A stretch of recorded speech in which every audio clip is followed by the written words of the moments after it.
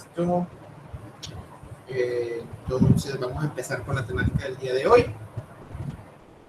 Ya hablamos de lo que era la eficiencia energética, entonces ahora vamos a hablar de lo que son las sustancias puras. El tema de hoy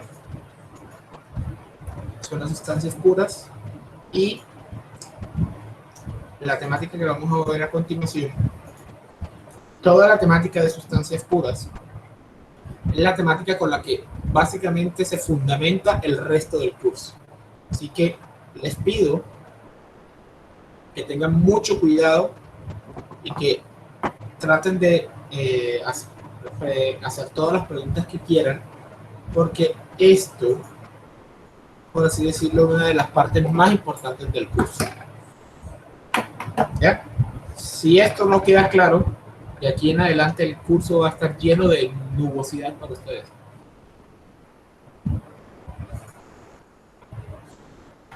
¿Correcto?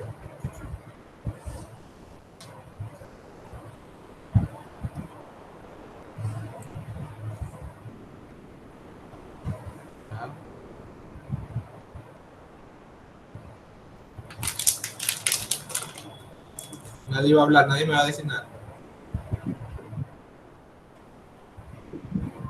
Correcto, profe. Sí, profesor, desde hoy es que va a utilizar las tablas, ¿verdad? A partir de hoy, es posible que hoy empecemos con la parte de las tablas, a ver cómo se empiezan a usar. Entre hoy y la próxima clase, la distribución de hoy y de las próximas clases va a ser el desarrollo de las tablas y de cómo trabajar la parte de las sustancias puras. ¿Listo? Entonces, vamos a ello.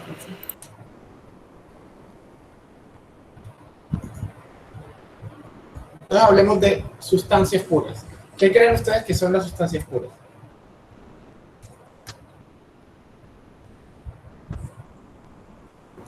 Las que se pueden encontrar en su estado original. En su estado natural. Exacto, sí. ¿Quién más? La que no es combinada, la sustancia que no está combinada de otras. O que no tienen impureza. La que es homogénea. Espérense un momento. Quiero saber. La primera que habló fue Wendy. No, profe. ¿Quién fue la primera que habló? Carla Ríos. Carla Ríos. Que estoy tratando de como de aprenderme los nombres por la voz y eso es difícil. Carla, listo. Ahora sí, continúen, prosigan, sigan echándome en cuenta. Está constituida por un único elemento, ¿no? Son aquellas sustancias que están constituidas por un único elemento. Son las sustancias que no tienen, la que no están compuestas de varias sustancias, o sea que no tiene varios agregados en su composición. No tiene varios agregados en su composición. Puede No, ser no una tiene mezcla. impureza. Puede ser una mezcla siempre y cuando sea homogénea. También puede ser. Es una composición fija, tiene composición fija y no está definida completamente. O sea, es una sustancia que, aunque sus condiciones físicas sean pues, muchas, nunca va a cambiar. Sus condiciones físicas sean mucho, ¿no? Digo que aunque su condición que no cambia a pesar de las condiciones físicas en las que esté, por decirlo más formalmente. Ok. ¿Alguien más? Es un material formado por un solo constituyente. O también puede ser una mezcla, pero siempre y cuando sea homogénea. Puede estar compuesta por más de un constituyente, dijiste. O sea, es un material formado por un solo constituyente, pero también puede ser una mezcla siempre y cuando esta mezcla sea homogénea. Ok, vale. ¿Quién más quiere opinar? Puede ser una sustancia que no se descomponga o no se pueda descomponer. Una sustancia que no se puede descomponer. O sea, estás diciendo una sustancia inorgánica. Porque solo las sustancias inorgánicas son las que no se descomponen. No siempre, profe. Claro que sí, lo orgánico es lo que se descompone porque es lo que se deteriora. Lo inorgánico se puede decir que no es deteriorable. Bueno, vamos a cambiar más bien. No se puede descomponer en otras sustancias más simples, No se puede separar. o más sencillas. Eso es otra cosa. No se puede separar. Esa es aquella cuya composición no varía, profesor. Confía, profe. Eso es otra cosa porque descomponer es que se va dañando con el tiempo, o sea, que se va pudriendo con el tiempo. Es una sustancia químicamente definida. Profesor. ¿Sí? Es aquella cuya composición no varía. Aquella sustancia cuya composición no varía. No varía en qué. Exactamente. Es decir, que aunque cambien sus condiciones físicas, siempre hace igual. Por ejemplo, tenemos el H2O, que sería el agua. Aunque usted la evapore y ella cambia su condición física, pues siempre va a ser H2O. Exacto. El agua. Por ahí va la cosa, sí. Sí. Por ejemplo, también el oro. O sea, profe, o sea, que se ponga a otras condiciones y que no varíe su composición. Bueno, ya creo que hemos hablado mucho y por ahí va la cosa. Entonces, vamos a darle una definición oficial a lo que es una sustancia pura. Una sustancia pura es una sustancia que tiene una composición química fija en cualquier parte. No importa si es de un único elemento o si es una mezcla. No es importante. Lo importante es que, aunque sea una mezcla de cosas, su composición química se mantenga constante en todas las partes. Es decir, que si yo, por ejemplo, tomo un gas y lo encierro, yo no puedo diferenciar dónde esté un elemento del otro, sino que todos los elementos se van a encontrar distribuidos en la misma superficie. ¿Es claro lo que quiero decir? Sí, profe. Por ejemplo, cuando tú tienes agua, el agua está compuesta por hidrógeno y oxígeno. Se considera una sustancia pura porque el hidrógeno y oxígeno va a estar a lo largo de toda la extensión de su materia. No es que vas a encontrar oxígeno en la parte de arriba de la agüita e hidrógeno en la parte de abajo del agua. Se van a encontrar todos en toda su extensión de la masa. A eso se le conoce como una sustancia pura. Y se pueden hablar de sustancias puras de algunas mezclas, por ejemplo, como el aire, porque si nosotros tomamos una mezcla o una muestra de aire en cualquier parte del mundo, nos vamos a dar cuenta que tiene exactamente la misma composición aquí y en la China. ¿Correcto? Correcto. Lo mismo el dióxido de carbono, que es una mezcla de elementos. Lo mismo que el nitrógeno, el helio y el agua. Ahora bien, no tiene que tener en cuenta el cambio de fase. Por ejemplo, yo tengo agua, está confinada en un elemento y una parte está evaporada y otra parte está líquida. Aunque una parte sea vapor y otra parte sea líquido, siguen siendo una sustancia pura. ¿Por qué? Porque aunque una parte esté en vapor, otra parte esté líquido, su composición química es la misma, sigue siendo H2O. ¿Listo? Listo. Sí. ¿Es claro lo que quiero llegar? Ahora bien, si por ejemplo tenemos en un envase encerrado aire con agua, eso ya no se puede considerar una sustancia pura. ¿Por qué?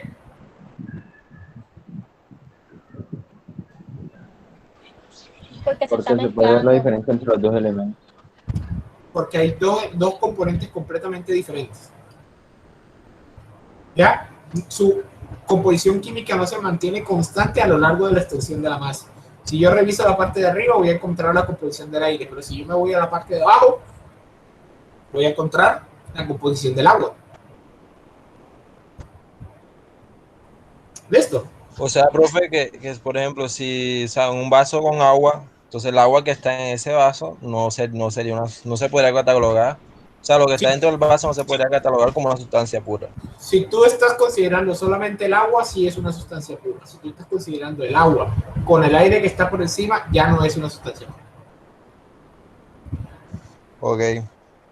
¿Listo?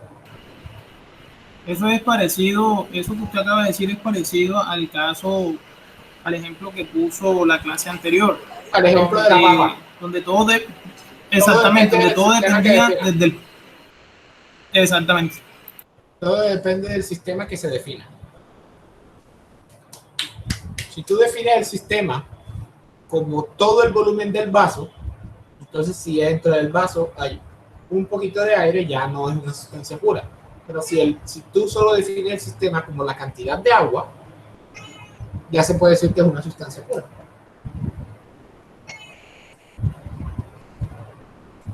¿Listo? Profe, es decir que Listo, profe. el aire y el agua, o sea, serían, como son dos sustancias puras, al unirlas ya no sería una sola composición. O sea, Correcto. Por separado son sustancias puras, pero puestas en un único envase, ellas dos dejan de ser una sustancia pura. ¿Ya? Sí, profe. ¿Es claro? Es claro, profe. Sí, profe. ¿Vamos bien? Perfecto. Ahora, Perfecto. sabemos entonces de nuestro, yo creo que ni nuestro bachillerato, yo creo que, no, mentira, sí, bachillerato. Se enseña en bachillerato. ¿Cuál es en sexto, séptimo bachillerato? Sabemos de nuestro bachillerato que la materia como tal existe en tres fases posibles. Más unas fases raras, otras dos fases raras que se crearon muy recientemente, pero las clásicas son el sólido, el líquido y el gaseoso. La diferencia entre ellos es el espacio entre partículas y las fuerzas intermoleculares. ¿Cierto? ¿Por qué? Ajá. Las fuerzas intermoleculares. ¿Por qué? Porque cuando hablo de fuerzas intermoleculares es la fuerza de los enlaces. Porque los sólidos tienen mayores fuerzas. Esas son las que se llamarían fuerzas internas, ¿no? Es correcto. Sí. Okay. Entonces, dependiendo de las fuerzas internas y dependiendo de la energía que tenga nuestro sistema, y hablo de energía porque se puede decir que mientras un sistema se encuentra en una fase más alta, siendo la de mínima energía el sólido y la de máxima energía el gaseoso, a medida que aumenta su energía, va a aumentar o va a generar un cambio de fase pasando de sólido a gaseoso. ¿Correcto? Correcto. ¿De sólido a gaseoso o de líquido a gaseoso? Hablo de sólido a gaseoso porque pasa por todos los estados. De sólido a líquido, de líquido a gaseoso. ¿Ya? Incluyendo el líquido en la mitad. Okay. ¿Ya? Aunque sí hay un proceso, ahora mismo no me acuerdo del nombre, es más. Hay un proceso que hace que la materia pase inmediatamente de sólido a gaseoso. ¿No es la sublimación? Creo que ese es el inverso. Creo que la sublimación es de gaseoso a sólido rápidamente.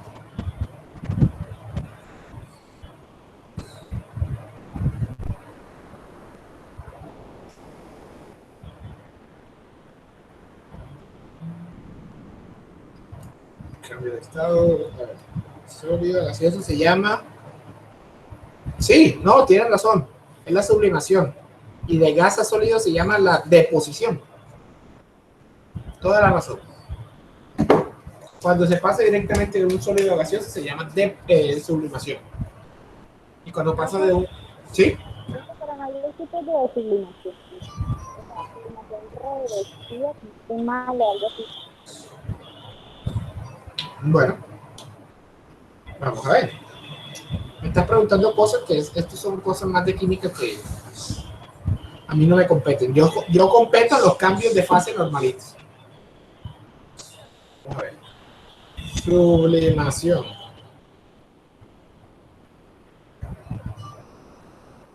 Me dirían, como dicen los memes, no lo sé, no soy científico.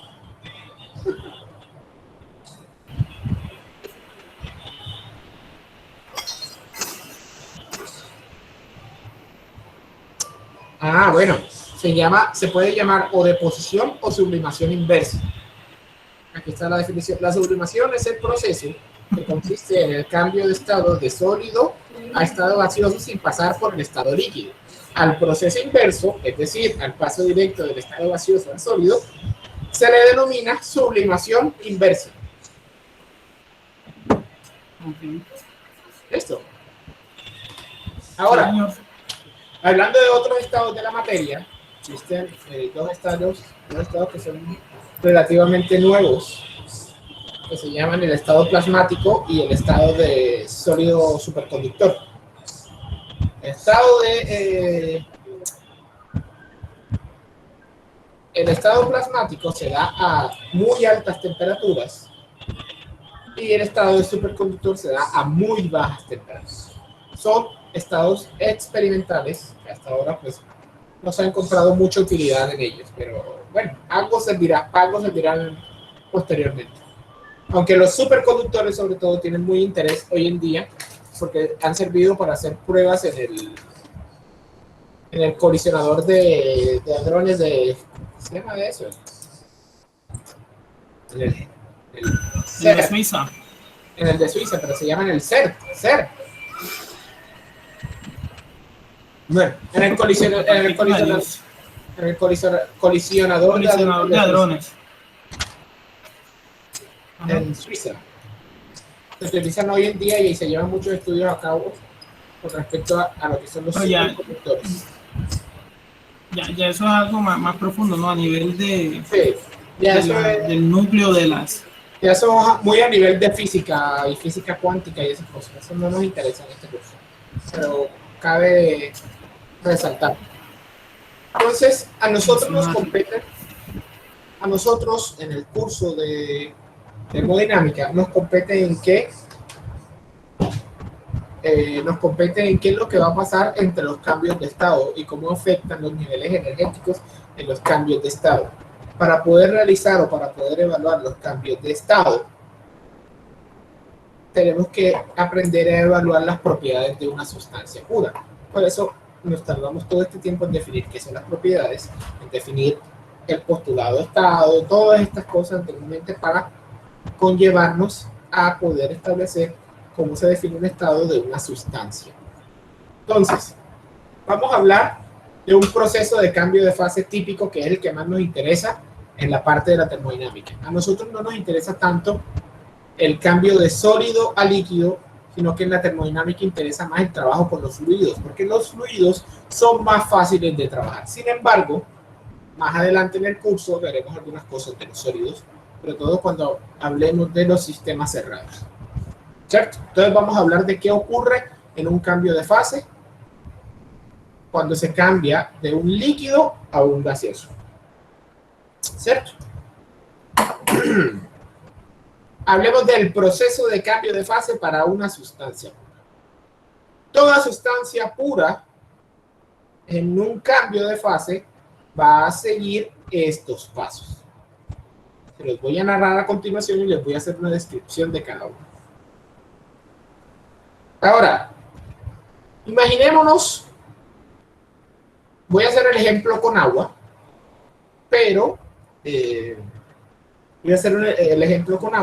pero esto puede extrapolarse a cualquier sustancia pura, a cualquier. ¿Correcto?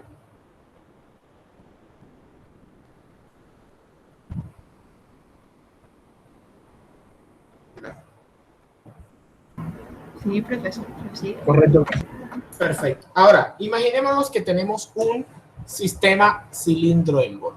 ¿Qué es un sistema cilindro-émbolo? Un sistema cilindro-émbolo es aquel sistema que tiene una frontera móvil tal cual que permite que la presión, aunque se aumente la temperatura, se mantenga constante. ¿Correcto? Sí, profe, correcto. Imagínense cómo imaginarse un sistema cilindro-émbolo. Un pistón de un motor o una jeringa. Eso es un sistema cilindro-émbolo. Solamente que la jeringa sin el agujerito que entre o que salga cosita. ¿Ya? Ahora, imaginemos que tenemos agua dentro de ese sistema cilindro-émbolo y hay una vela debajo de ese sistema cilindro-émbolo que inicia un calentamiento en el sistema, es decir, inicia un proceso, ¿cierto? Ahora, el estado inicial, el agua se va a encontrar a una atmósfera, es decir, a 101.3 kilopascales y 20 grados centígrados. A ese estado se le conoce como un estado de líquido comprimido. Y se define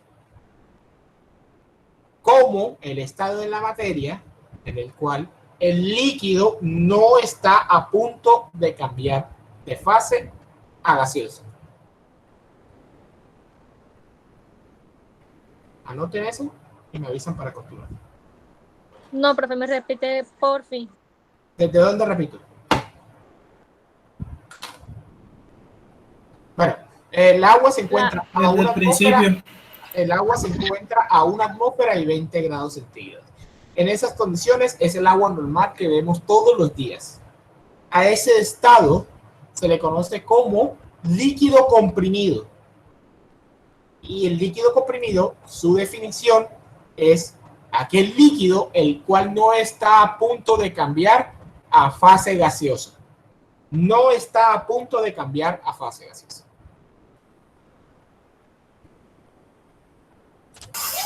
Esto, Profe, profesor. esto muy rápido, profe. No, es que no dicté. Tienen que cogerla. Aquí no estamos en el colegio dictando. Profe, más bien. Bueno, ¿es el pero no la líquido alcancé a que se notar. encuentra en su estado natural? No, ¿No? no se puede decir así. Ok. Porque hay líquidos que hay elementos que hay elementos que en su estado natural no pueden estar en líquido. Ah, ok. Por ejemplo, el aire. El aire es una sustancia pura que en su estado natural no es líquida, es gaseosa. Ok, listo. ¿Ya? Por eso no se hace esa definición así. Nuevamente, líquido comprimido es aquel líquido que no está a punto de cambiar de fase a fase gaseosa. Así se denomina líquido comprimido.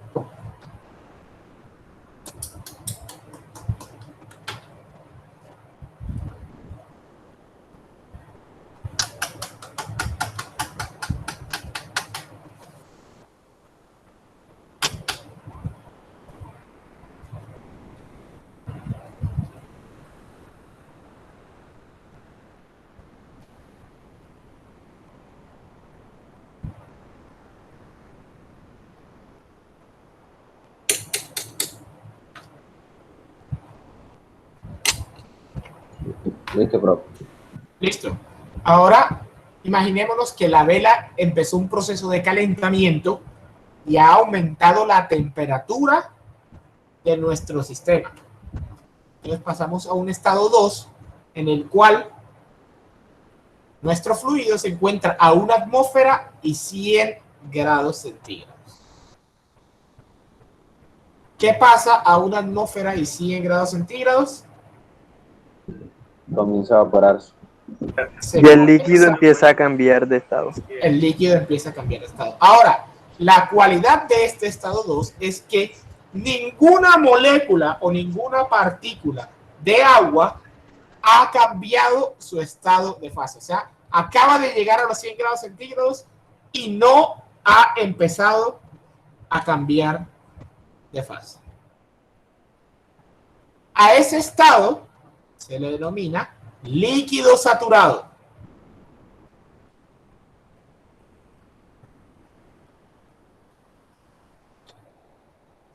El líquido saturado entonces se define como el momento en el que el elemento o la sustancia está a punto de cambiar de fase. Por eso se difiere del líquido comprimido. El líquido comprimido no está a punto, el líquido saturado está a punto de cambiar de fase.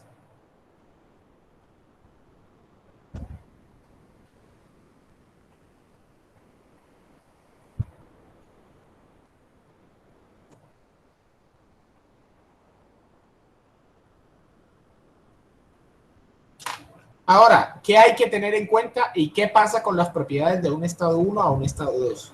Cuando se aumenta la temperatura de un líquido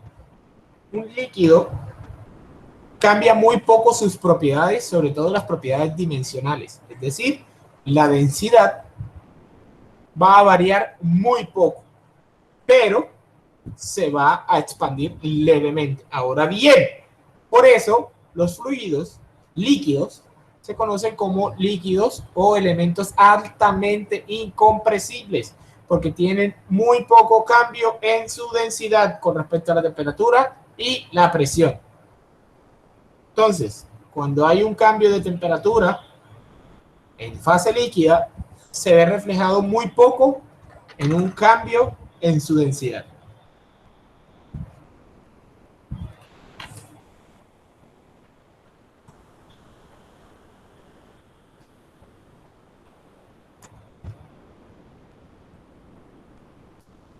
¿Listo?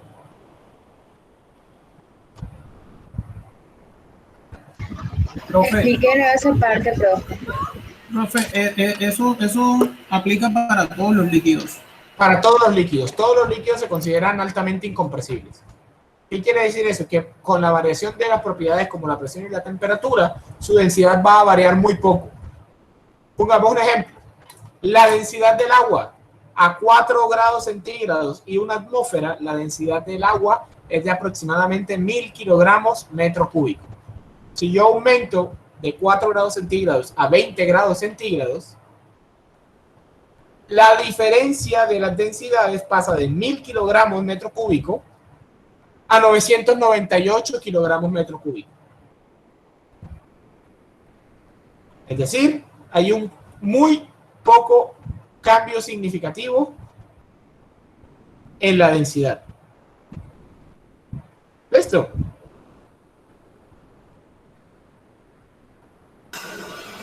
Sí. Perfecto. Ahora, imaginemos que esa vela sigue calentando el sistema. ¿Qué va a ocurrir? Ya empieza a evaporar. Cambio de fase. Empieza a evaporarse.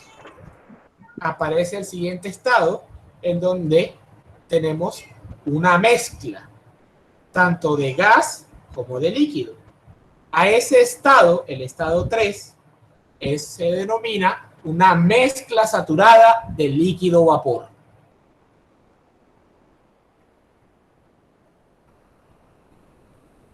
¿Por qué? Porque se encuentran los dos estados de la materia: vapor y agua.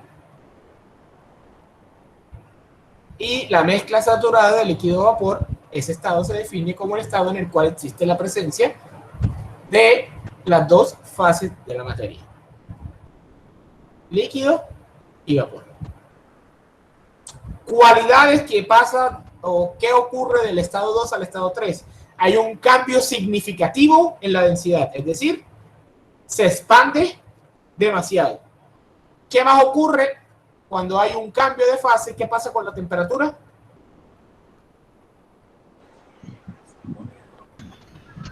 Aumenta. No, señor. Cuando ¿Cómo le preguntan? Tampoco. Cuando disminuye porque las moléculas están más lejos. Tampoco. Varía. Tampoco. Cuando ¿Qué pasa con la temperatura cuando existe un cambio de fase? Cuando existe un cambio de fase y yo estoy añadiendo calor, la temperatura se va manteniendo constante porque la energía suministrada al sistema no se va a gastar en aumentar la temperatura, se va a gastar en realizar un cambio de fase, en hacer que las moléculas rompan los enlaces y se separen unas de las otras. Entonces no se va a aumentar la temperatura, se va a cambiar de fase. Por lo tanto, un cambio de fase La temperatura y la presión se mantienen Profe, constantes. Dime. pero no se supone, por ejemplo, cuando voy a evaporar agua, tengo que aumentar temperatura y cambiar de fase. No. ¿Cómo así que tienes que aumentar temperatura? Cuéntame. Claro, le meto temperatura para que se evapore. O sea, le metes más llama. Exacto. No estás aumentando temperatura, estás aumentando el flujo de calor. Ok. Sí, pero si tú mides con un termómetro. Y no es lo mismo, profe. No, señor. No es lo mismo. No es lo mismo. No es lo mismo. ¿Cuál es la diferencia? Aumentar temperatura, porque la temperatura es una expresión o una forma de detectar el calor o el flujo de calor. Sí, pero no necesariamente más calor implica más temperatura. ¿Por qué? Por lo que estamos hablando ahora mismo. Hay energía que se concentra en utilizar para cambiar temperatura y hay energía que se concentra en cambiar de fase. Y se me adelantaron lo que iba a decir, pero ya que estamos a eso, vamos a hablar de lo que se llama el calor sensible y el calor latente. Jóvenes, el calor sensible es el calor empleado por una sustancia para aumentar en 1 grado centígrado su temperatura. O sea, es el calor que se ve reflejado en un cambio de temperatura.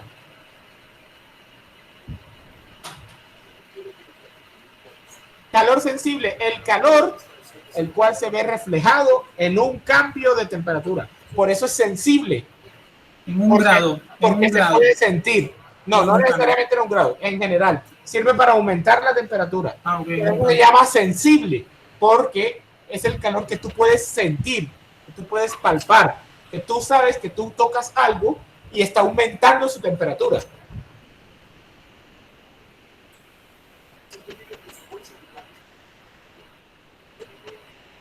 Ahora, el calor latente, y se llama latente porque está en el interior como nuestro corazón, es el calor el cual se ve reflejado en un cambio de fase de la materia, el cual no va a aumentar la temperatura, va a cambiar la materia.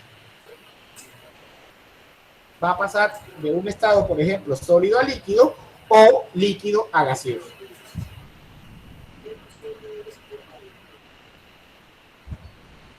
¿Listo?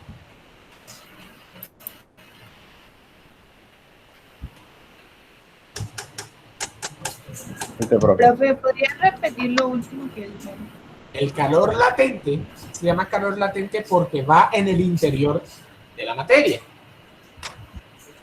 y se ve reflejado en un cambio de fase de esto. No en un cambio de temperatura, en un cambio de fase. ¿Por qué? Porque se necesita energía para que las partículas vibren a mayor velocidad y puedan romper esos enlaces que las retienen. Recordemos los dibujos pasados. Vemos que las moléculas entre sí tienen unos enlaces que las adhieren. Al aumentar las vibraciones, es como cuando ustedes tienen un alambre y quieren partir ese alambre, pero no tienen un cortalambre. ¿Qué es lo que empiezan a hacer ustedes? A doblarlo. A darle vuelta hasta que se... Empiezan a doblarlo. Imagínense que en vez de sus dedos son 2 partículas que están vibrando y empiezan a vibrar y a vibrar y a vibrar. ¿Qué va a pasar con el enlace eventualmente? Se va a romper. Se va a romper. Se calienta. Y el enlace se calienta. Necesita energía. Exactamente. ¿Por qué se calienta? Porque nosotros le estamos aplicando una energía con el movimiento. Necesita energía para romper ese enlace.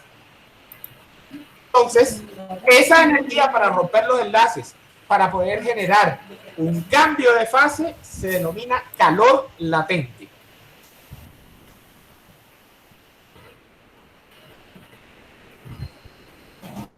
¿Listo?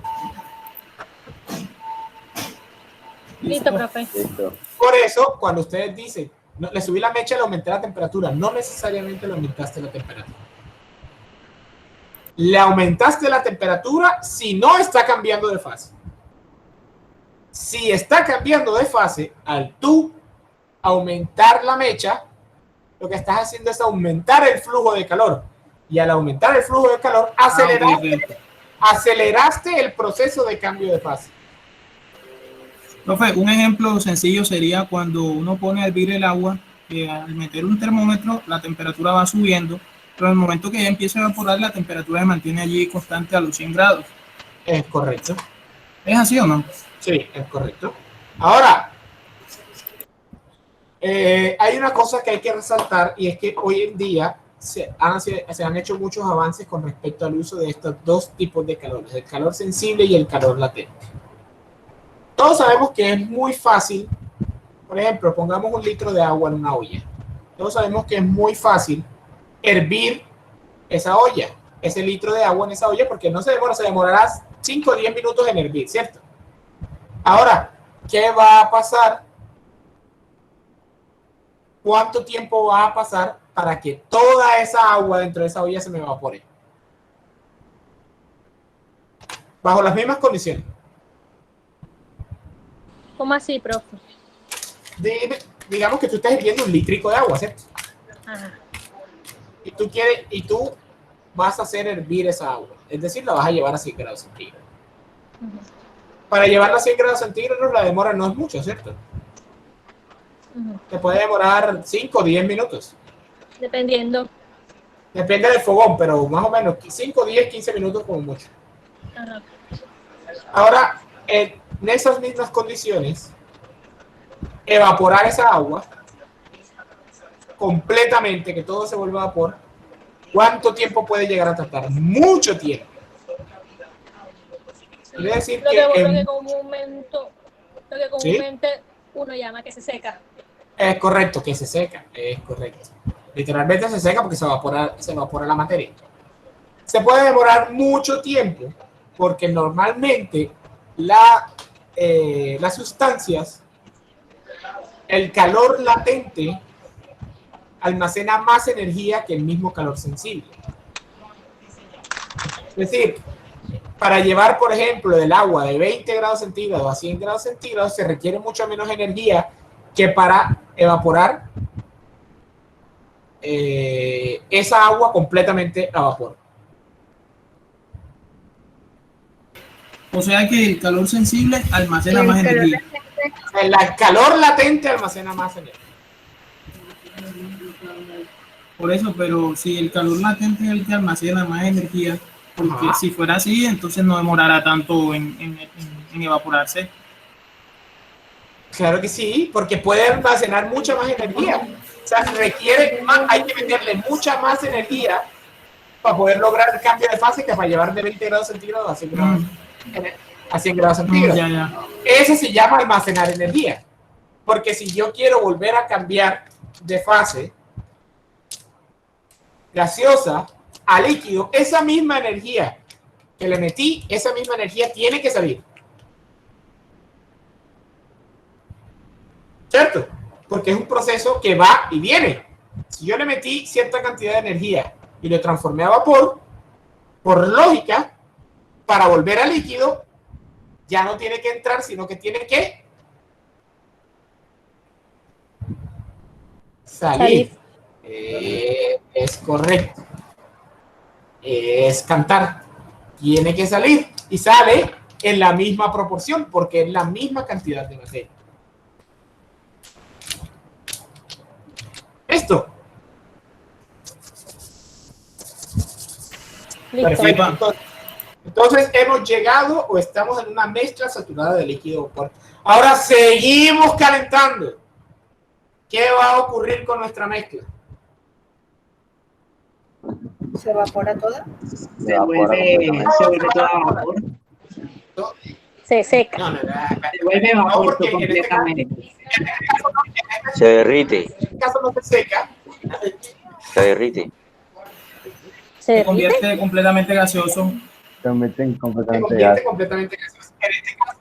En este caso no se seca porque el sistema, recuerden, estamos hablando de un sistema cerrado que no permite el paso de la materia. Ok. ¿Ya? No es como una olla que está abierta, que cuando se seca es porque todo se evaporó al ambiente. Profe, yo pensé que estaba abierta. Es como una olla a presión. Exacto, como una olla a presión. Es correcto. Ahora, todo se va a evaporar, pero la temperatura no ha aumentado todavía. Sigue estando a 100 grados centígrados. A ese estado se le conoce como estado de vapor saturado.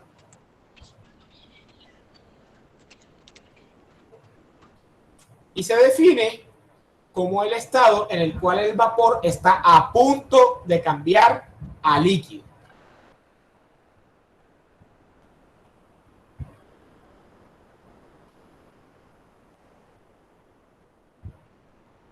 ¿Puedes repetir esa última parte? ¿Qué fue eso último que dijo? Vapor saturado se define como el vapor que está a punto de cambiar a fase líquida. O sea, básicamente está a punto de devolverse.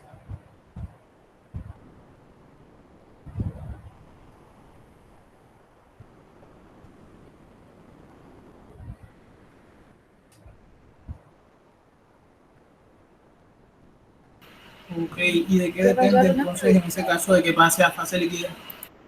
De que pierda cualquier mínima cantidad de energía. Si pierde cualquier mínima cantidad de energía, inmediatamente empieza a aparecer líquido.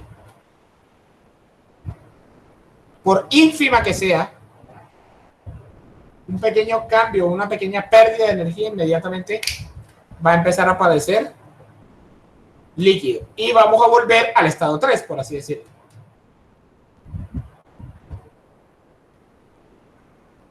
¿Cómo así, profesor? ¿No se supone que en la de vapor saturado es cuando todo el líquido se está evaporando? Sí, pero Sergio me preguntó que si de qué depende de que vuelva otra vez a líquido. Eso es lo que estoy respondiendo. Okay. ¿De qué depende? De que si existe una ínfima pérdida de energía, inmediatamente va a aparecer líquido. ¿Sí me entienden?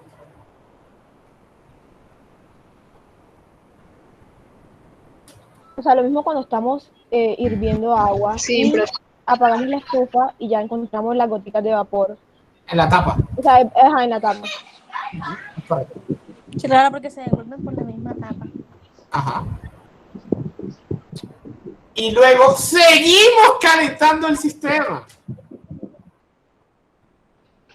Seguimos calentando el sistema. ¿Qué va a pasar?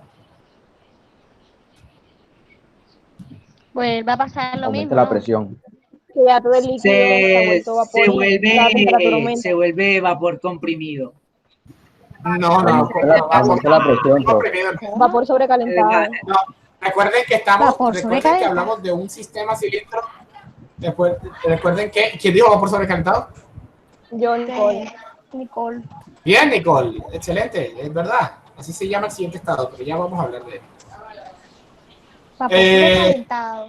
Sí, se llama vapor sobrecalentado, así se llama. Me perdí. ¿De qué estaba hablando yo? Que aumente la temperatura del sistema. Profe, sí, pero yo vapor sobrecalentado. Sí, pero yo iba a decir algo. Se me fue la paloma.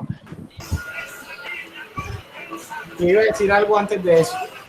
Porque alguien dijo que ya recuerdo. Alguien dijo que aumentaba la presión. Yo iba a decir que recuerda que lo primero que aclaramos es que estamos en un sistema cilindro-émbolo, el cual su principal propiedad es evitar que aumente la presión. ¿Ya? O sea, todo este proceso, si se dan cuenta, la presión es una atmósfera. ¿Cierto? Sí, profe. Listo. Ahora, se sigue calentando el sistema. Al seguir calentando el sistema, la densidad va a seguir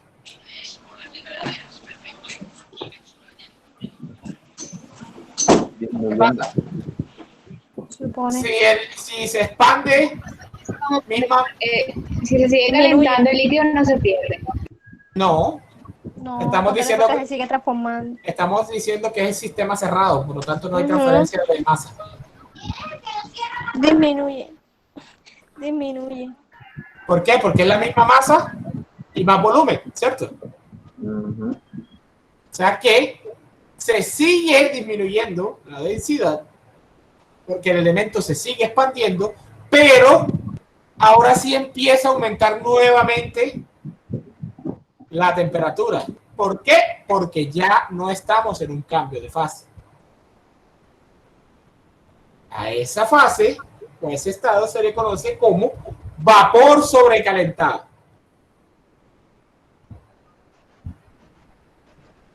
Y se define como el vapor que no está a punto de cambiar de fase. ¿Sí ven cómo se van definiendo la una a la otra? Es como el final, profe. Es como el final, es correcto. ¿Sí ven?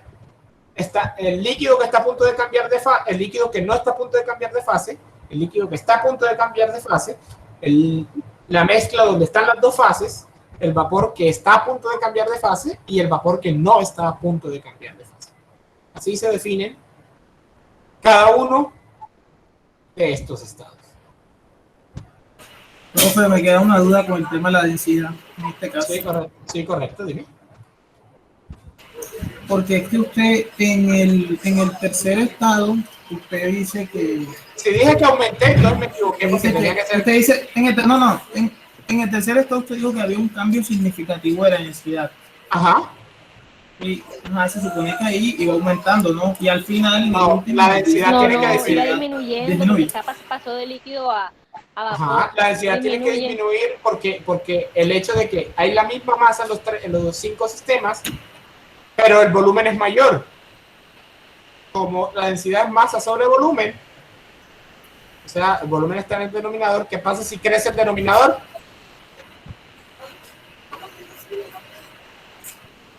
Si crece el denominador, la variable densidad baja. Empieza a disminuir. ¿Por qué? Porque son inversamente proporcionales. ¿Ya? Ok, o sea, en todos los casos la densidad lo que va es disminuyendo, ¿no? Correcto. ¿Qué pasa entonces con el inverso? El volumen específico.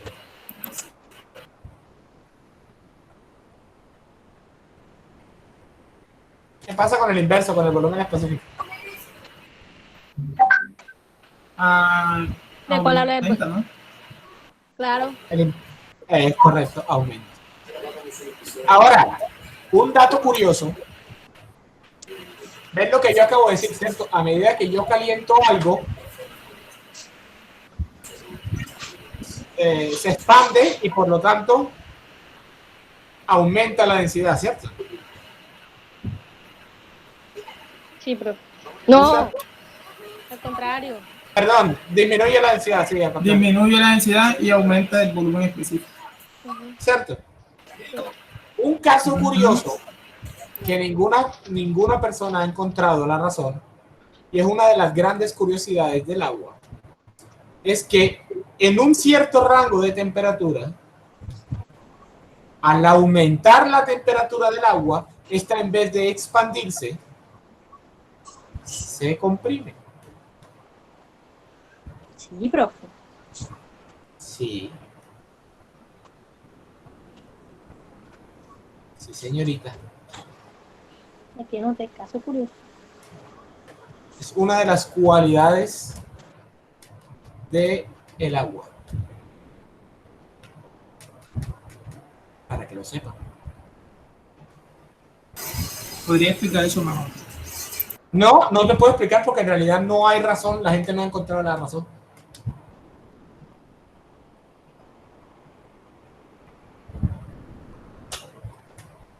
Simplemente es una curiosidad. Ya no se expande, se comprime. Hay una parte en la que al aumentar la temperatura, en vez de expandirse, se comprime. Es correcto. Y si no estoy mal, es por debajo de los 4 grados centígrados. Si no estoy mal. Si la memoria no me falla. O sea que su volumen específico que disminuye. Es correcto. Ahora hablemos de lo que es la temperatura de saturación y la presión de saturación. Quiero que ustedes me respondan a esta pregunta. ¿Es correcto afirmar que el agua hierve a 100 grados centígrados? O sea, la temperatura a la que empieza a hervir el agua depende de la presión, porque hay lugares en donde la presión es menor y demora mucho tiempo más en comenzar a hervir. Okay. ¿Ah? El agua, profesor, es falso. Pues está mal dicho, más bien. Yo digo que es incorrecto. Está maldecido. Está maldecido, sí. ¿Y por qué? Cuéntame. El agua hierve a 100 Depende grados de centígrados. la presión, ¿no? Profe, ¿y la presión atmosférica? Es correcto. A lo que nos dijo la compañera tiene toda la razón. Es correcto bajo ciertas condiciones. Los cambios de fase van a depender de las condiciones, no solo de la temperatura, sino también de la presión. A mayor... Que cierren el micrófono. Sí, por favor. A mayor presión, se va a necesitar mayor temperatura para que se genere un cambio de fase.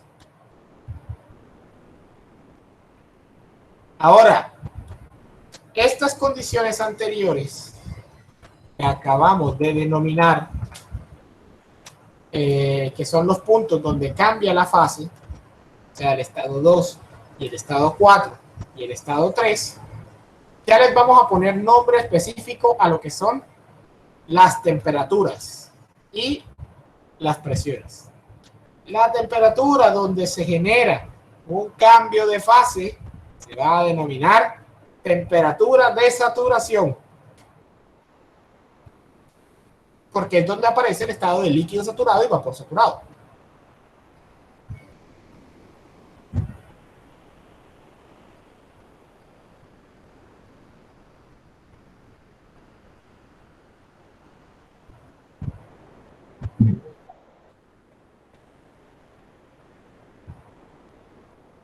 ¿Listo? Donde hay un cambio de fase, hay una temperatura saturada. Donde hay un cambio de fase, a esa temperatura se le conoce como temperatura de saturación. No temperatura saturada, temperatura de saturación.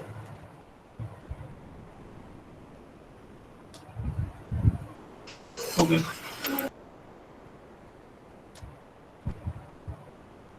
Y... Listo, profe. Listo. Y a la presión en la cual se genera un cambio de fase se va a llamar presión de saturación.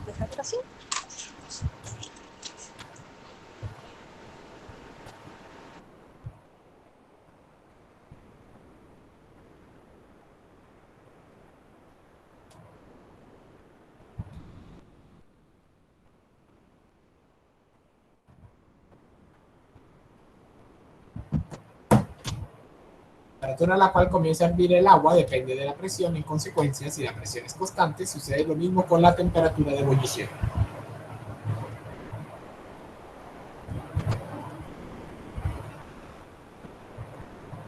Aquí están las definiciones adecuadas. A una determinada presión, la temperatura a la que una sustancia pura cambia de fase se llama temperatura de saturación.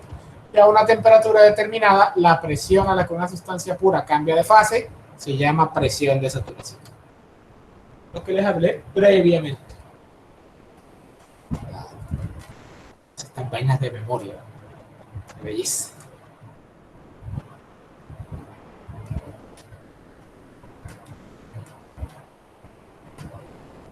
¿Van a copiar las definiciones o continúo?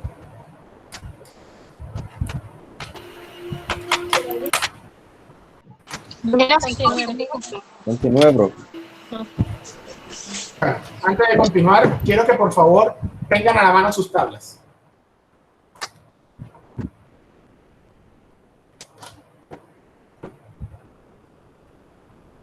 ¿Cuál es la tabla? ¿Qué las tienen a la mano? ¿Las tienen a la mano? Sí, profe. Quiero que vayan al apéndice 1. Y en el apéndice 1 creo que es la tabla A3 o A4, que es la que dice ¿cómo es? Agua saturada a temperatura o a presión, no me recuerdo. A4. Es A4. ¿Qué dice? Es la tabla de temperatura. Agua saturada, tabla de temperatura. Dice agua saturada, tabla de temperatura. Correcto. En esa tabla, la primera columna a la izquierda, van a encontrar un listado de temperaturas. ¿Cierto? Sí. Sí, señor. Inmediatamente a la derecha de esta van a encontrar un listado de presiones. A esa presión es la presión de saturación a una temperatura determinada.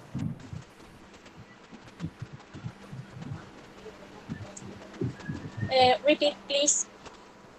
Inmediatamente a la derecha de la columna de temperaturas van a encontrar la columna de las presiones de saturación. Es decir, a esa presión y a esa temperatura se puede lograr una ebullición del agua. Por ejemplo, quiero que alguien me responda a esto. No sé. ¿Qué no sabes? No, profe, estoy viendo la tabla. Ajá. Y lo estoy escuchando, pero estoy intuyendo. Entonces, haga la pregunta que... Por ejemplo, busquen la temperatura de 20 grados centígrados. Listo. Si yo quiero hacer ebullir agua a 20 grados centígrados, ¿a qué presión tiene que estar? A 2.392 kilopascales. ¿2.3 qué? 92 kilopascales. 2.392 kilopascales. ¿Y a qué presión es la presión? Bueno, 2.33. Es que hay gente que de pronto tiene una versión vieja, hay gente que tiene de pronto una versión nueva. Los valores cambian muy poquito, pero sí cambian. Ahora, ¿cuánto es la presión atmosférica?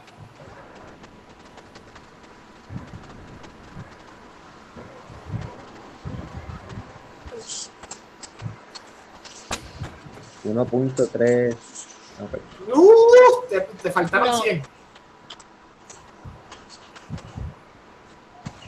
101.3 kilopascales. Ese es un dato que tienen que tener en la memoria.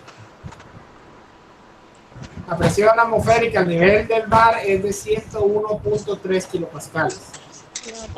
Y nos están diciendo que a 20 grados centígrados, para poner a ebullir esa agua, necesitamos 2.33 kilopascales.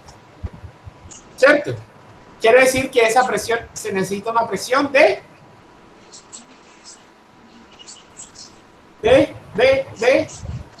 No, pero necesita que no. Perdido. Una presión, una mandar de temperatura, profesor. No. Una presión inferior a, sí, a la presión atmosférica. La presión atmosférica es de 101.3 kilopascales, ¿cierto? Ajá. 230. ¿Cierto? Ajá. Ahora, nos dicen que para poner a ebullir agua a 20 grados centígrados, es decir, que el agua hierva a 20 grados centígrados, necesitamos una presión de 2.33 kilopascales. Es decir, necesitamos una presión de... ¿Cómo se llaman las presiones por debajo de la presión atmosférica? Ya entendí. Lo explico en la primera clase.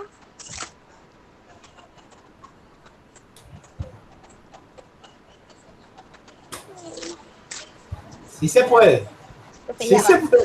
Ya, ahora que le estoy buscando. Presión de vacío, ¿no? De vacío absoluto. Una presión de vacío, específicamente de vacío absoluto. Presión absoluta. Presión real en una determinada posición medida desde el vacío absoluto. Se necesita una presión de vacío porque está por debajo de la presión atmosférica. Es decir, que si ustedes quieren que hierva agua a 20 grados centígrados, tienen que generar vacío. Tienen que generar vacío para compensar el gradiente energético. ¿Listo? Pero bien anotada ya va. Repitamos el ejemplo. A 100 grados centígrados, ¿cuánto es la presión atmosférica? ¿Cuánto es la presión de saturación? 101.42 kilopascales. 101.42 y no está a 99, justo antes. ¿Cómo así, justo antes, profe? O sea, no a 100, sino a 99. No está. Ok, perfecto. O sea que a 100 grados centígrados se necesita 101.42, ¿cierto? No Ahora, necesita presión de vacío. No necesitas presión de vacío, correcto. Pero entonces, ¿por qué nosotros decimos que el agua hierve a 100 grados centígrados si la atmósfera está a 101.3 y no a 101.42? O sea, nos falta ese 0.1. ¿Por qué?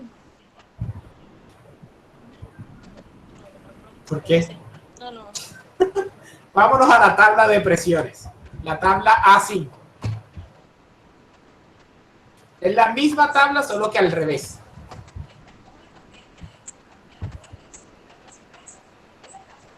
La A5, profe. Sí. Estoy haciendo todo esto de memoria horrible porque ni siquiera estoy viendo nada.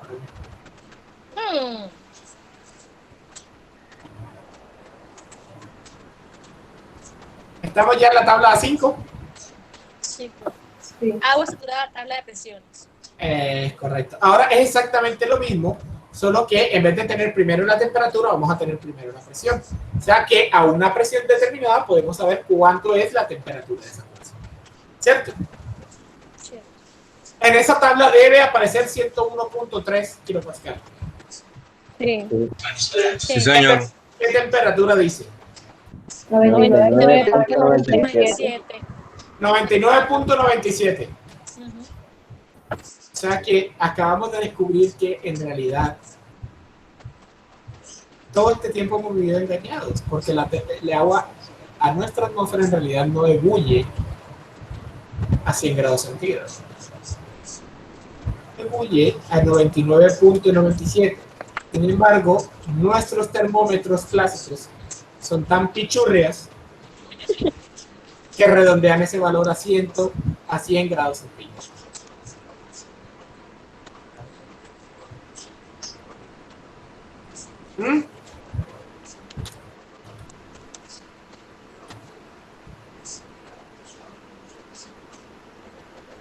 ¿Qué les parece? Bien, perfecto. Entonces, funciona exactamente lo mismo. Por ejemplo, busquemos 1000 kilopascales. A 1000 kilopascales, ¿cuánto es la temperatura de saturación? O sea, ¿qué temperatura tiene que tener el agua para hervir? 179.88 grados centígrados. O sea, que a 1000 kilopascales se necesita que el agua alcance una temperatura de 179 punto no sé cuántos grados, 88 grados centígrados para que empiece a ebullir. Y así sucesivamente va a empezar a aumentar a medida que aumente la presión. ¿Listo? Listo. Muy bien. Entonces, ya vamos en los primeros pininos de las tablas. Si se dan cuenta, todo lo que viene a la derecha es lo que vamos a usar.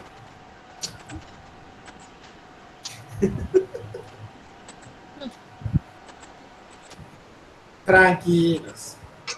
Tranquilos. No se ría. Sí, me alcanza para explicar esto. Ahora vamos a hablar de lo que son los diagramas de las propiedades para un proceso de cambio de fase. ¿Por qué diagramas? Porque estos procesos permiten un aspecto muy curioso para graficar, y a partir de estas gráficas se pueden deducir ciertos comportamientos dentro de un sistema. Y aquí mismo dice, permiten comprender mejor con la ayuda de diagramas las propiedades. Entonces vamos a utilizar aquí el tablerito. Vamos a utilizar aquí el tablerillo. Miren eso es de la clase de mecánica de fluidos.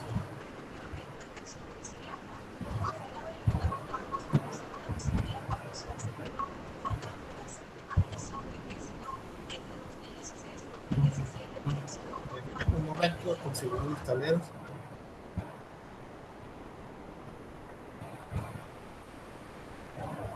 Qué poco vaina, ¿cierto? Uy, profe, qué poco de cosas. No le pases. ¿A qué? No, déjelo así, tranquilo.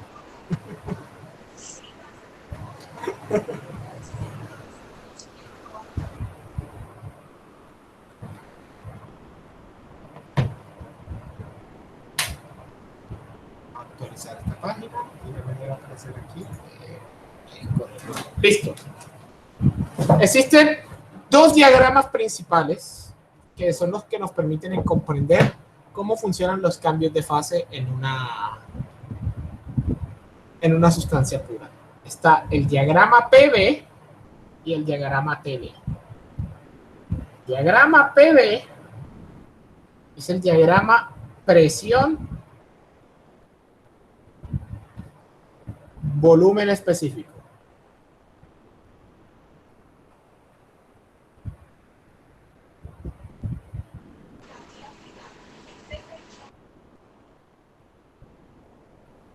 Presión, volumen específico, ¿correcto?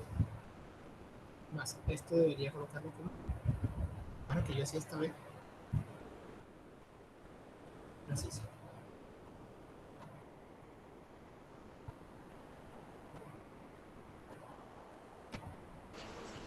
Disculpen si soy un poco maniático con estas cosas, pero...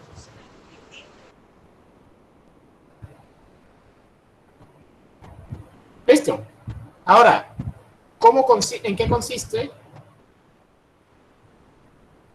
el diagrama de volumen, el diagrama PV? Vamos a dibujar los ejes de un gráfico con mi super pulso desalador de carga. Y vamos a renombrar los ejes como presión, volumen. ¿Cierto? Ahora, vamos a... ¿qué vamos a hacer? ¿Cómo hacemos esto? Listo. Denme una presión, por ejemplo, 100 kilopascales. A 100 kilopascales. ¿Cierto? A 100 kilopascales, ¿cuánto es la temperatura de saturación? 99.61. 99.61, ¿cierto? ¿Qué pasa? Vamos a poner un punto aquí, ¿cierto? Un punto cualquiera aquí. Vamos a hacerlo con otro colorcito. Vamos a colocar un punto aquí. Este punto vamos a llamarlo el punto donde está líquido saturado.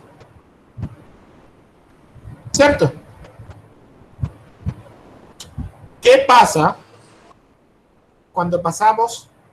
¿Qué pasa con el volumen específico cuando pasamos de líquido saturado a vapor saturado?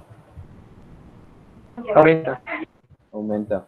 Aumenta el volumen específico. ¿Y qué pasa con la presión y con la temperatura? Aumentan. No, estamos cambiando de fase. Constante, no tienen constante, profe. Se mantiene constante. Entonces, más adelante y a la misma altura, vamos a encontrar el punto de vapor saturado. ¿Cierto? Cierto. Y esta línea que los une, entonces va a ser una línea que describe el proceso o todo el proceso que va desde líquido saturado a vapor saturado. O el tiempo, ¿no? No habla de tiempo. Esta línea mide el cambio del proceso. ¿Cómo es el cambio del proceso? ¿Qué es lo que pasa con el volumen específico? Es decir, cuando nos vamos para la derecha está aumentando, cuando nos vamos para la izquierda está disminuyendo. Ahora, como dice que la presión es constante, por eso la línea es horizontal y solamente va aumentando de izquierda a derecha en la línea de volumen específico. Es correcto. Ahora, ¿qué pasa si yo aumento la presión, pero mantengo la misma temperatura?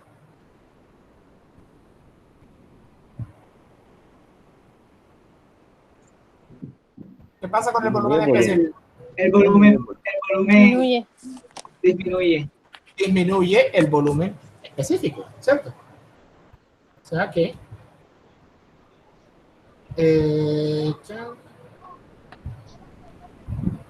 no, espérense, no. Si yo aumento la presión,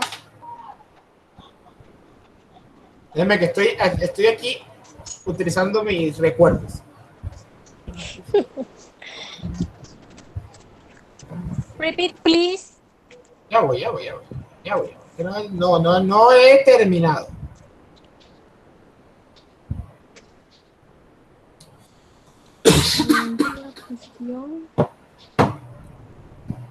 Si yo aumento la presión, ¿cierto? Es correcto. Es que lo estaba haciendo para el lado que no era. Perdón. Si yo aumento la presión y mantengo la misma temperatura, ¿qué pasa con el volumen específico? Estábamos en lo correcto. Disminuye, ¿cierto? Ok, y si yo aumento la presión, entonces el volumen específico disminuye. ¿Para dónde tiene que ir? Tiene que ir para arriba a la izquierda. O sea,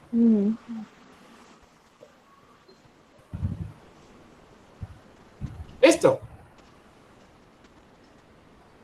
Y si yo disminuyo la presión y mantengo la temperatura, ¿qué va a pasar con el volumen específico?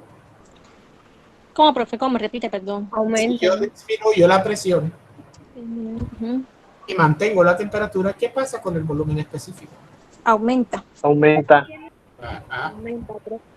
mantiene constante. Sí. Va a aumentar. ¿Cierto? Porque si aumento la presión, el elemento va a tender a comprimirse, ¿cierto? Sí. Si disminuye la presión, el elemento va a tender a expandirse. ¿Cierto? Sí. Ahora, vamos a hacer lo mismo para una presión un poquito más baja. Por ejemplo, ¿hay 80 kilopascales en la tabla? No.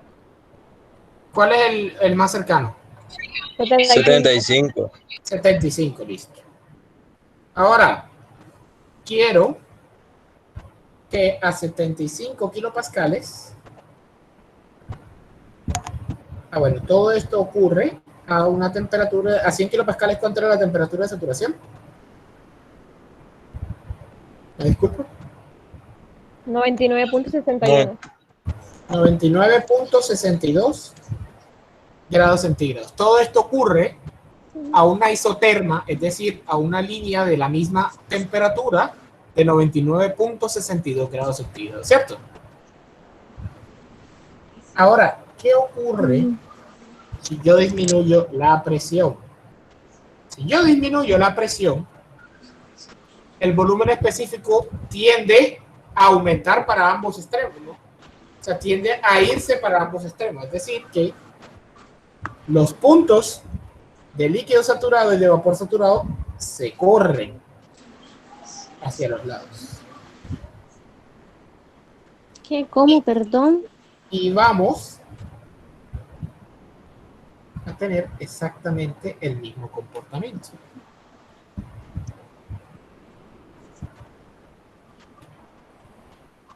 Esto ocurre a 75 kilopascales y me dicen, por favor, la temperatura a 75 kilopascales. 91.76. 91.76 grados centígrados. Y ahora, si subimos, vamos a subir bastante la presión.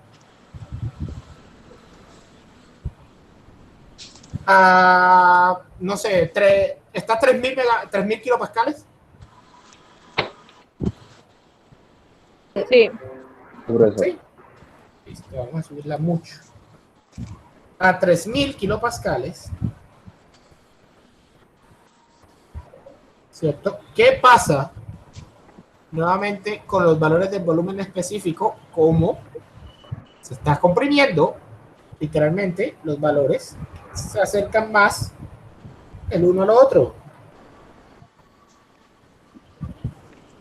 Están más unidos. Y va a seguir exactamente el mismo comportamiento. ¿Qué patrón se va notando aquí? Que mientras más presión, más unidos están los puntos. De líquido saturado y de vapor saturado, ¿cierto? Saturado, sí. Es correcto. Ahora, si trazamos una línea curva, ¿cierto? Que uno de esos puntos, literalmente vamos a jugar a unir los puntos, vamos a ver Una distribución normal, ¿no? Una distribución de campana se llama. Vamos a encontrar que el sistema tiene una distribución tipo campana. ¿Cierto? Sí. En esta campana se denomina la campana de saturación. ¿Y para qué nos sirve esta campana de saturación? Nos sirve para identificar en qué estado se encuentra nuestro fluido.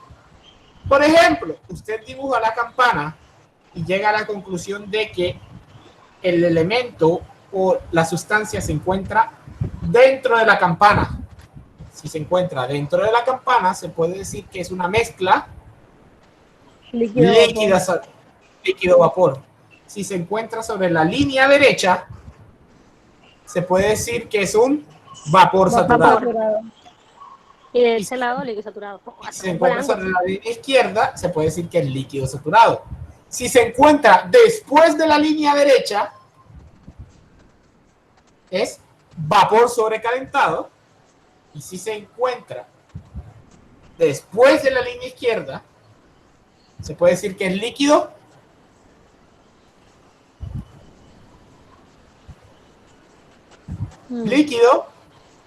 comprimido.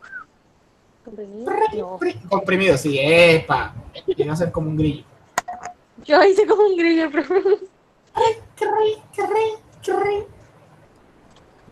Listo. ¿Estamos claros hasta ahí? Joder, qué explicación.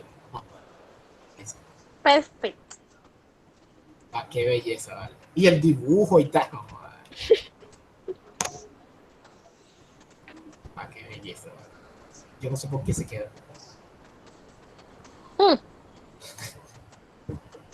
Ahora, todo es muy bello, todo es muy bonito, ¿cierto?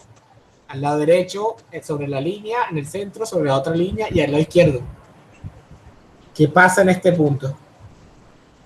¿En cuál, profe? No se ve. En el punto verdecito que está aquí arriba. Vamos a engordarlo. Pero yo le hice esa pregunta, profe. Me quitó la palabra de la boca. Le hice esa pregunta. ¿Cuál sería el pico? ¿Qué pasa ahí, cierto? ¿Qué se puede deducir de la gráfica? Que habría un cambio inmediato. Un cambio inmediato. ¿Qué cambio? No, porque se supone que es de un lado a otro, ¿no? El cambio es muy grande. Una fase, ¿no? Recuerden que aquí, por ejemplo, en este punto hablamos de vapor saturado, es decir, que no. Se llama... El vapor saturado tiene sus propiedades, ¿cierto? El líquido pasaría directamente a vapor sobrecalentado. Ya voy. Espérense, que esto es algo espectacular. La materia es hermosa. El estado de vapor saturado es un estado, ¿cierto? Por lo tanto, se puede definir a través de unas propiedades, ¿cierto? Recuerden, se necesitan dos propiedades independientes e intensivas para poder definir el estado, ¿cierto? Ahora, este estado de líquido saturado también tiene unas propiedades, ¿cierto? Diferentes a las de vapor saturado, porque si no también se llamaría vapor saturado, ¿cierto? ¿Cierto? Sí, profe. En este punto, el punto máximo de la campana, ocurre algo muy curioso. Y es que existe la presencia de la materia de ambos estados, tanto líquido como vapor saturado. Y a ese punto se denomina el punto crítico. Y el punto crítico para una sustancia pura se define como aquel punto en el que las propiedades del líquido son iguales a las propiedades de vapor saturado. Las propiedades del líquido saturado son iguales a las propiedades de vapor saturado.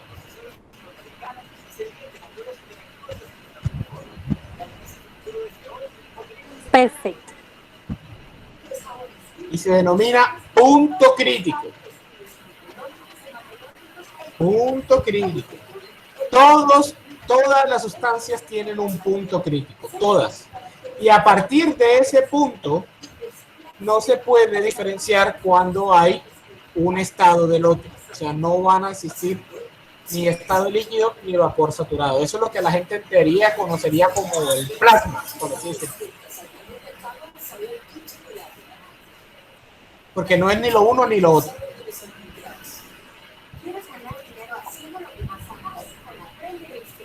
¿Listo?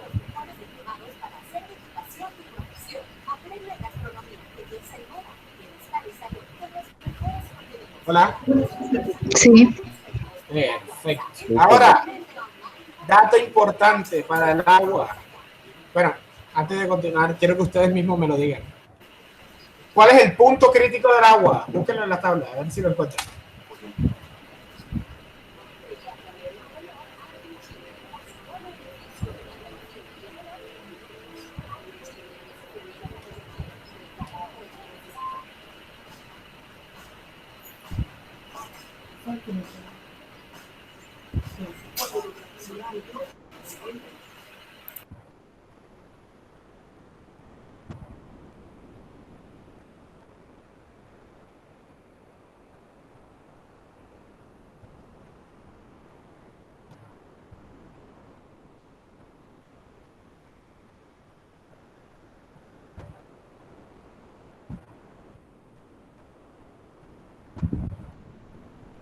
Temperatura y la presión. Donde las propiedades son iguales tanto para el líquido como para el vapor.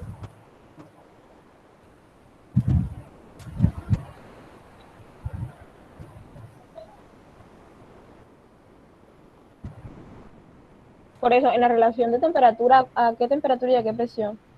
Ajá, necesito a qué temperatura y a qué presión se encuentra el punto crítico. 647.1 grados Kelvin y 22.06 megapascal. ¡Bravísimo! 22.06 megapascales y 373.95 grados centígrados o los grados Kelvin que ella dijo. En ese punto se encuentra el punto crítico del agua. Bien.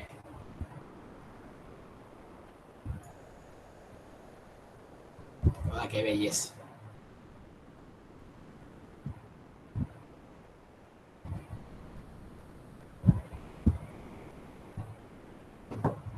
Qué belleza. Ahora, este mismo diagrama, vamos a, como ya desarrollamos este, ¿cierto? Ya desarrollamos este mismo diagrama se puede desarrollar también en forma de temperatura, volumen. Y eso es lo que vamos a hacer ahora. Con eso terminamos y les voy a dejar una pequeña investigación. TV.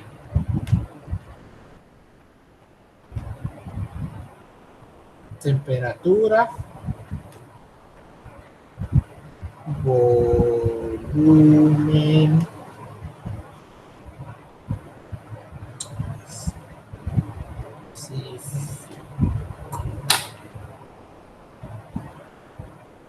¿cierto? Ahora voy a hacer la gráfica.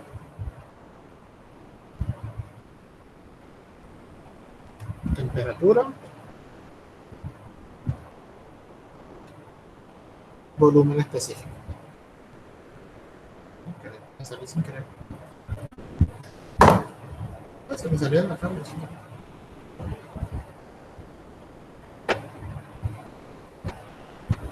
Nuevamente, mismo procedimiento. Vamos a tomar, por ejemplo, a los datos que teníamos a 20 grados centígrados. Esa es la tarea, bro.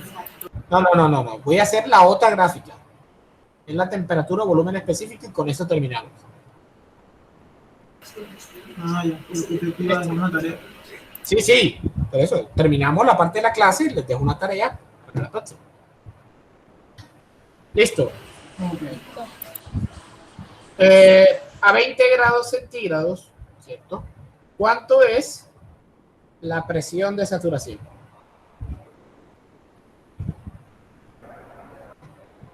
$2.392. ¿Qué pulso tan horrible? 2.33. 33. 92. Vamos a dejarlo así, 33 kilopascales. ¿Cierto?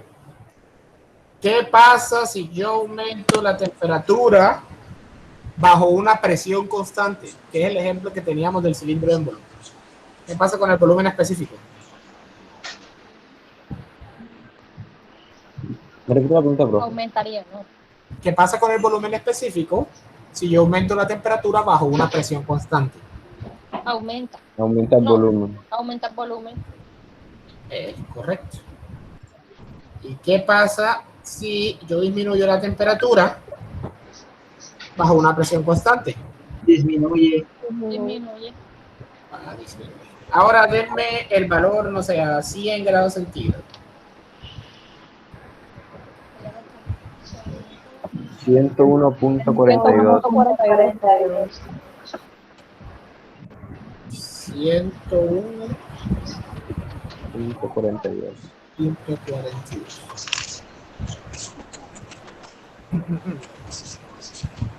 Lo mismo, el mismo comportamiento.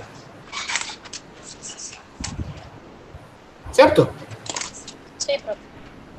Y así sucesivamente, díganme una muy alta, o sea, aparece en 1000 grados centígrados, no creo. No, 400 grados centígrados. No aparece. No. ¿A 400? 143. Bueno, a 300 grados centígrados. No, se aparece, bro. No Sí, se parece, profe, pero ya va. 300. A 300, ¿verdad? Porque me pasé el punto crítico. 8.587.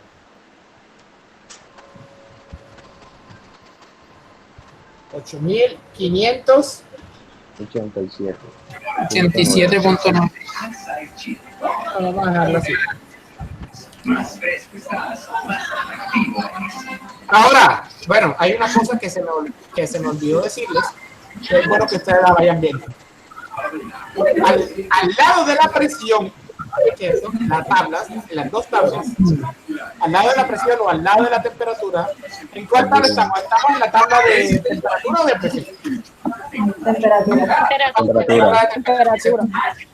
A la derecha, por favor, alguien tiene... ¿Sabía que el servidor no me deja hablar? Cierren el micrófono. Apaga los micrófonos.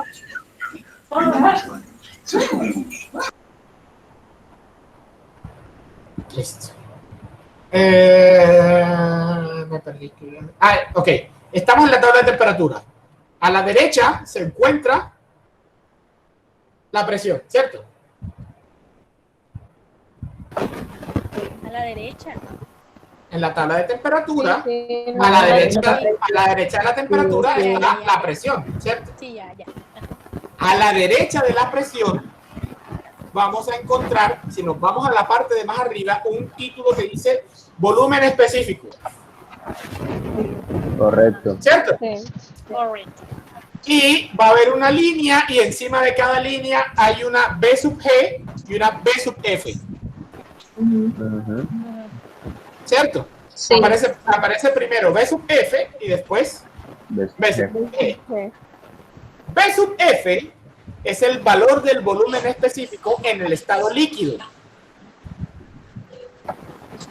Y B sub G es el valor del volumen específico en el estado gaseoso.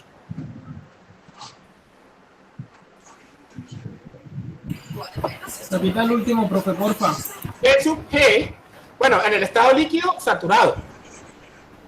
Y B sub G es el valor del volumen específico en el estado de vapor saturado. ¿Cierto? O sea, los valores numéricos de estos extremos que estamos evaluando.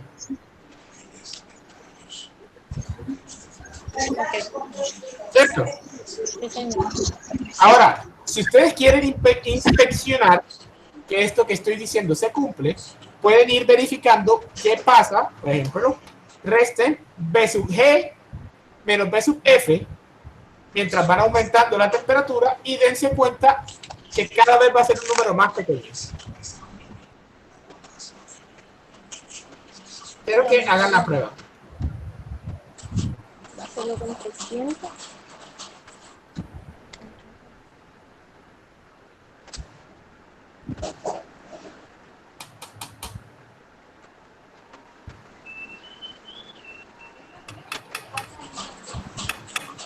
Si es un número cada vez más pequeño, la resta de los dos, quiere decir que cada vez están más cerca el uno del otro, ¿cierto?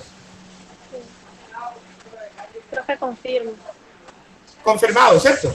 Sí, lo dicen 300, 200 y 100.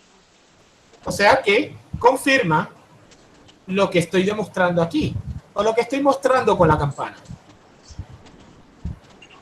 ¿Cierto? Ahora, el mismo fenómeno que ocurrió la vez pasada, espera si yo termino de dibujar, el diagrama PB.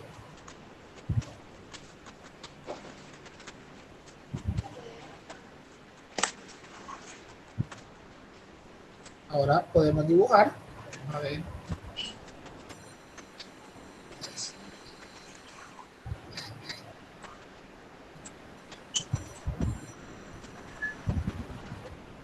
Joder, qué artista.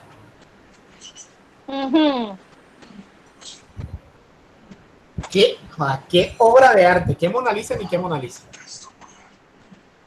Qué pena, Da Vinci. Yo creo que los hago mejor que cuando estoy en clase física.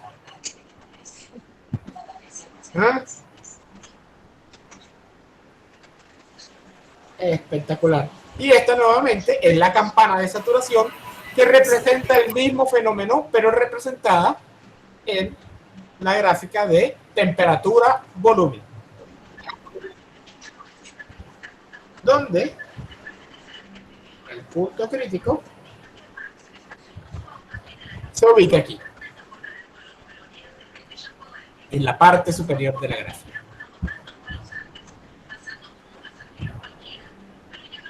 ¿Listo? Listo. Perfecto, muchachos.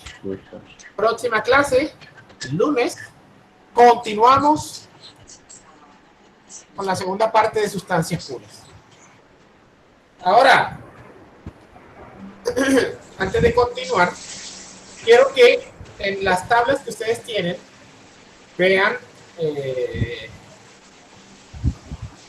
hay otras tablas más adelante, por ejemplo, de varios refrigerantes. Hay una que es de un refrigerante 134A, no me recuerdo cuál es la página, no sé si la A7 o A8. Por favor, alguien que me confirme.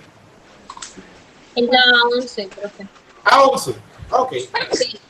La A11 es la tabla de refrigerante 134A se lee exactamente de la misma manera, lo único que cambia es la sustancia. Y creo que más adelante hay otra, refrigerante 200, algo así. ¿No? Sí, pero ya va. Va a hacer el favor y me confirma. No, pero No. no. Ah, bueno, entonces de pronto estaba confundido con otro libro. Listo. Entonces, por favor, quiero que para la próxima clase, porque creo que el punto crítico para el refrigerante de esa tabla no se encuentra definido, quiero que por favor me consulten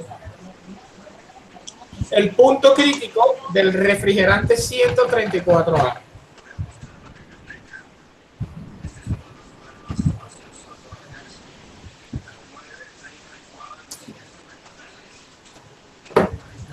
Y quiero que me investiguen qué es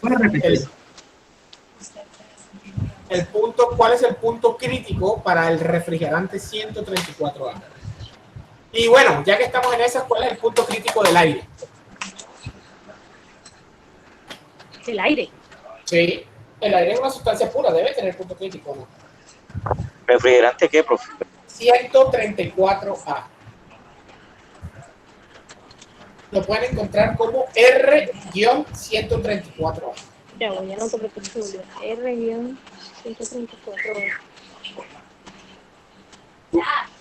El primero es el punto crítico del refrigerante 134A. Ajá. Y el punto crítico del aire.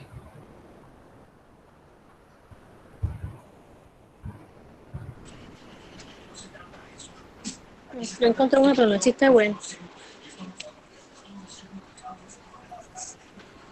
Aguanta, Cerebrito, próxima clase. Del aire, ¿no? Ah, ¿qué pasa? Como usted dijo, bueno, ya que estamos. No, ya que estamos, para ponerles otro. Ah, ok. Punto crítico del aire y punto crítico del refrigerante 134A. Listo. Y investigar, hablamos de los cambios de fase. Quiero que investiguen qué es el punto triple en los cambios de fase.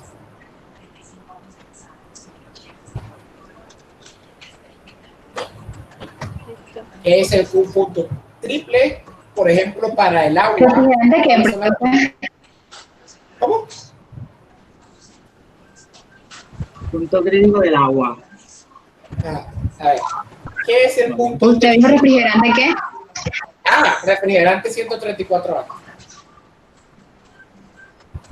O lo pueden conseguir como R-134A.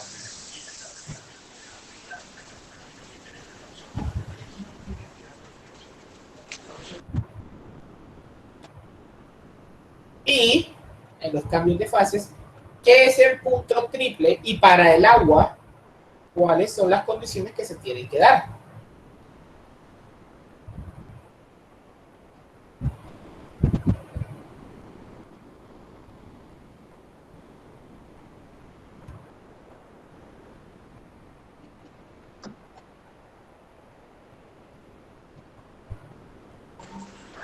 Listo. ¿Listo? Listo, profe. Muy bien. Entonces, por el día de hoy hemos terminado.